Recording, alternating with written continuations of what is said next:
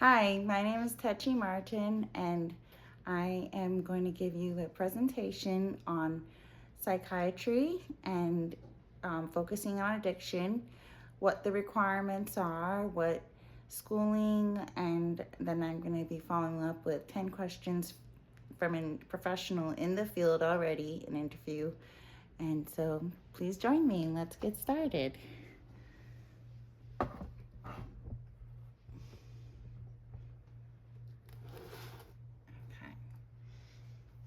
So let me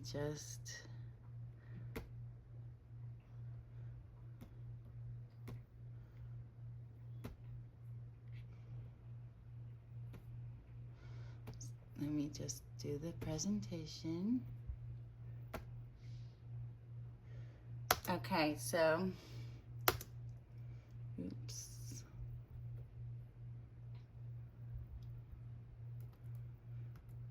Okay, here we go. Let's get started. This is the career plan for Moorpark College. This is the college I'm going to, but it could be any college. And this is the 10-year education plan in order to become a psychiatrist. Medical school is required. It takes about 12 years to become a psychiatrist. 4 years to get your bachelor's degree and 4 years of medical school, plus 4 years of a residency program.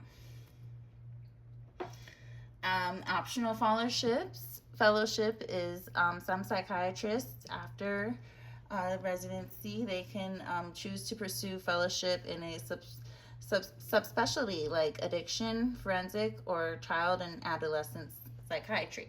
We're going to be focusing on addiction. And the vision is after residency to get board certification. You can apply for board certification through the National Board of Psychiatry and Neurology. And this is my 10-year plan. Just as planets find orbits, our lives find balance amidst the gravitational pulls of dreams and realities. And so this is going to be from making a dream of being a psychiatrist in addiction to a reality. And we're going to find out real life advice. So my chosen career is a psychiatrist. To become a psychiatrist, you need to earn a medical degree, complete a 4-year residency in psychiatry, and become licensed to practice in your state. So you'd have to go to your state and take the test. Psychiatrists are primarily driven by investigative and social interests. They are interested in exploring the human mind and behavior, as they also enjoy helping and supporting others. Key skills include communication, empathy, active listening, critical thinking, and analytical reasoning. I have 10 questions for a professional currently in the field I interviewed Dr. Eric Lungmark. He's an MD psychiatrist in San Antonio, Texas. So here are the questions that I asked. Number 1, what inspired you to specialize in addiction psychiatry? I was inspired to become an addiction psychiatrist after seeing how deeply addiction affects not only individuals, but entire families. During my medical training, I encountered many patients whose underlying struggles with trauma, mental illness, and substance use were overlooked. I wanted to be part of the solution to treat addiction, not just as a medical issue, but as a complex human one. The opportunity to help people rebuild their lives and reconnect with their purpose is incredibly rewarding. Number 2, what do you enjoy most about working with individuals struggling with addiction What I enjoy most about working with individuals struggling with addiction is witnessing their resilience and capacity for change. It's incredibly meaningful to support someone as they confront deep challenges, rebuild their lives, and rediscover their sense of hope and identity. Every small step forward feels like a powerful victory, not just for the patient, but for everyone involved in their journey. Number 3, can you describe a typical day in your role as an addiction psychiatrist? A typical day as an addiction psychiatrist involves a mix of clinical work, collaboration, and paperwork. I usually start by reviewing patients' charts and then meet with patients for evaluations, medical management, or therapy sessions. Many have co-occurring mental disorders, so I assess both psychiatry symptoms and substance use. I often collaborate with the therapists, case managers, or primary care providers to coordinate care. The rest of the day includes documenting notes, adjusting treatment plans, and sometimes attending team meetings or supervising trainees. What are some of the biggest rewards, question number 4, of your job? One of the biggest rewards of my job is seeing people regain control of their lives, watching a patient go from crisis to stability. Reconnecting with family, finding purpose, or simply feeling hope again is incredibly fulfilling.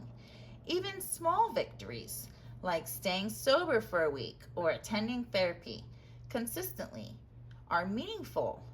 Knowing I can be part of someone's healing process and help reduce the stigma around addiction makes the work deep worthwhile. Number 5. What challenges do you frequently face in this field? Answer. One of the biggest challenges in this field is the stigma that still surrounds addiction. Even in medical settings, it can affect how patients are treated and how willing they are to seek help. Another challenge is working with limited resources.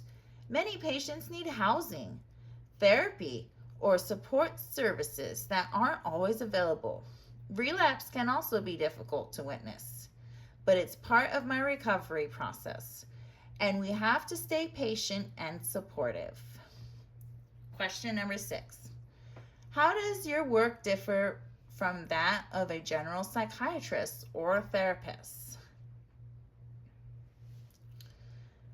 As an addiction psychiatrist, my work focuses specifically on the intersection of substance use disorders and mental health. Unlike general psychiatrists, I often manage complex cases involving both addiction and co-occurring conditions like depression, anxiety, or PTSD. I'm trained in medication-assisted treatment and withdrawal management, which therapists and many general psychiatrists may not provide. While therapists focus on more counseling, my role combines medical treatment, psychiatric care, and collaboration with a broader recovery team.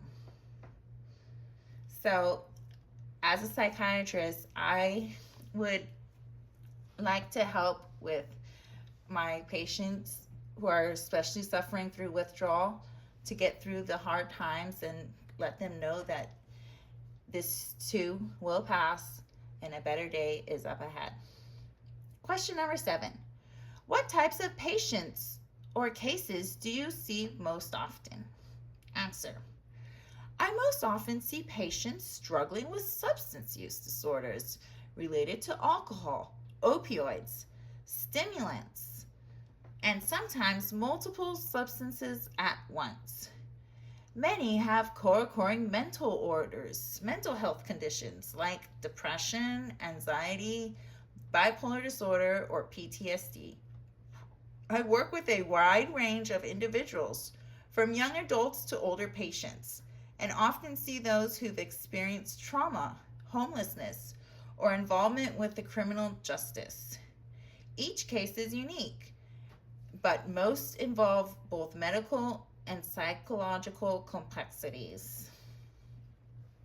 I would especially like to help with those that within the criminal justice system in order to find a better way not only to cope with addiction so they will not relapse, but also to find a new way of being happy and finding a good career, like I am finding a good career through school and resources, public resources at their disposal. So, question number 8. What skills or personal qualities do you think are essential for success in this specialty? Answer: compassion, patience, and non-judgment are absolutely essential in addiction psychiatry. You need to build trust with patients who may feel shame or fear due to their addiction. Strong communication skills and the ability to listen without bias are key. Clinically, it's important to be knowledgeable in both psychiatry and addiction medicine. Flexibility and resilience also help. Because treatment isn't always linear, relapse and setbacks are part of the process. How do you stay motivated or avoid burnout given the emotional demands of the job? Question number 9. I stay motivated by focusing on the positive impact. Even small changes in a patient's life can be incredibly meaningful. I also remind myself that recovery is a journey, and being part of that process is a privilege. To avoid burnout, I set healthy boundaries, make time for self-care, and lean on a supportive team. Regular supervision and ongoing learning also help me stay grounded and connected to the purpose behind the work. Question number 10. What advice would you give someone considering psychiatry? Answer: if you're considering a career in addiction psychiatry, my biggest advice is to stay open-minded and compassionate. This field requires patience, humility, and a genuine desire to understand people's struggles beyond their substance use. It's not always easy, but it's deeply rewarding.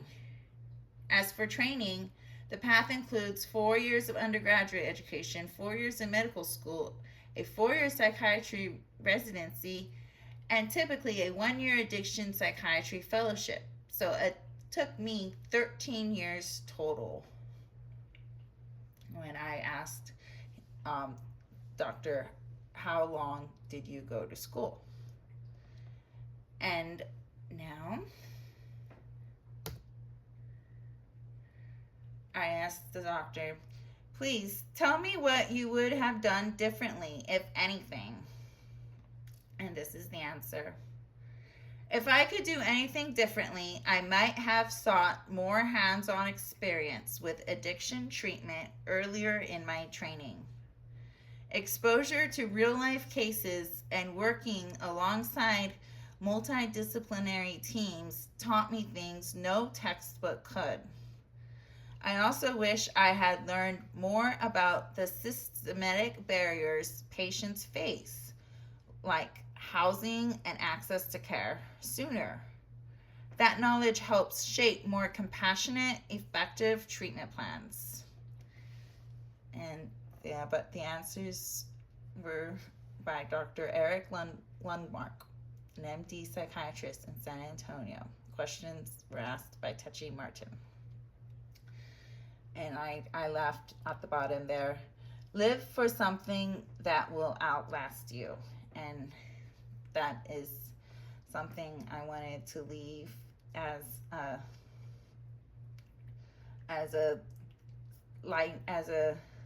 note to think about, is live for something that will outlast you. And that's why I wanted to be a psychiatrist.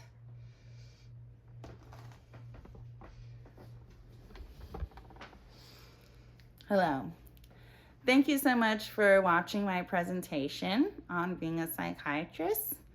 I just wanted to leave with a few words from myself and how my 10-year plan life course has helped me to not only figure out what I would like to be as my chosen career and profession for the rest of my life, or just another tool to add in my toolbox of talents that I offer to the world.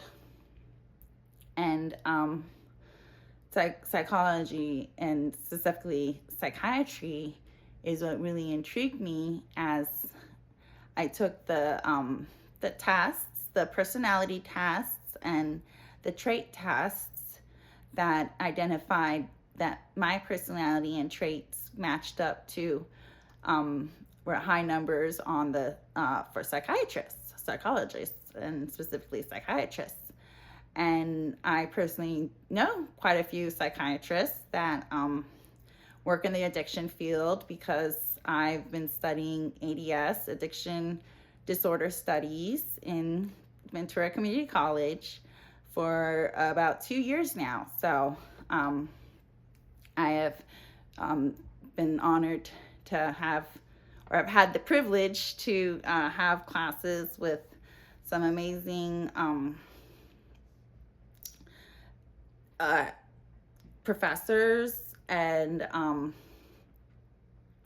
I've been able to work with a psychiatrist in addiction who actually led me, who has been my role model and who has inspired me to keep going in school, and even just start school at a late age of 39. Well, I started school at 37. I've already had 4 kids, and I currently am a massage therapist. So I'm a therapist that works, on the health and body and energy and spirituality, as well as physical alignment and circulatory system, intertwined with the nerves and the muscular skeleton. So it's all a strong mind, strong body. And I've been doing therapy for about 10 years now. So I figured taking the tests and realizing that I love therapy, I just can't be a massage therapist forever. And so my 10-year course has enlightened me to continue being in the therapy world, as that is my talent. I was raised overseas as a missionary, and talking to people and talking in-depth conversations with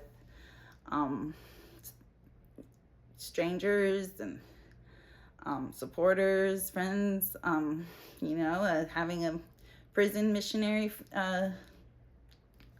working in the prison ministry, that has been very rewarding, as I've been able to pray with prisoners, and I feel has helped me in my preparation to be a psychiatrist, as not to have non-bias and no microaggression towards any human being, and especially not to play the white Jesus savior complex, which I feel that people try to give me that their advice all the time when I don't ask, and they don't know my situation, and they don't know what can and can't help me, yet someone wants to come and give their advice on my life. And studying psychology and learning about the white savior complex has just been so enlightening, because it is okay to say no, and it is okay to tell someone that you that you appreciate their advice, but at the end of the day, they're not the professional. They don't know your in-depth story. They don't understand where you're coming from. They're not looking at your ethnic background, religious background. There's just so many things that go into each individual, and each individual has their own path that they must take, whether it's facing addiction recovery or career choice.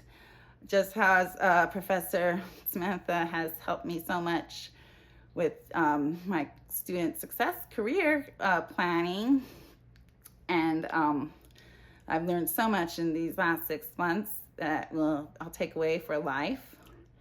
And I hope you guys have enjoyed this presentation on psychiatry and what all it entails, a little more in-depth picture and view of how to get there, and what kind of personality really an empathetic person would, you need to be empathetic for people that you want to help them, and that's your life's goal. And you don't want to just listen to them complain, but you want to create a new path, a new growth, a new way of thinking, and just showing them a different way of life, a different way of thinking, a different way of doing, and turning negative habits into positive habits, and reinforcing them, and being alongside them every step of the way so that they can grow, and not only giving them advice, but showing them how to take out that advice, and referring them to programs, and coming to grips with why they're having that sort of behavior. All of that is just something I want to help, I want to learn, and I want to help, and I want to give not only advice, but I want to give life coaching and health coaching for people who are in a negative time in their life. Perhaps they might be going through a court systems, and the last thing they want to do is go to a counselor about addiction. But if I could be that one person who listens to them and helps them, and helps dig deeper into why, not only why are they doing this, but what made them happy prior to doing this, and how we can make life better, and not even consider it as cold turkey, but consider it as a new way of life, and continue on the road of therapy and lifelong helping other people that is greater than me, and something that I can pass on generation to generation. And so,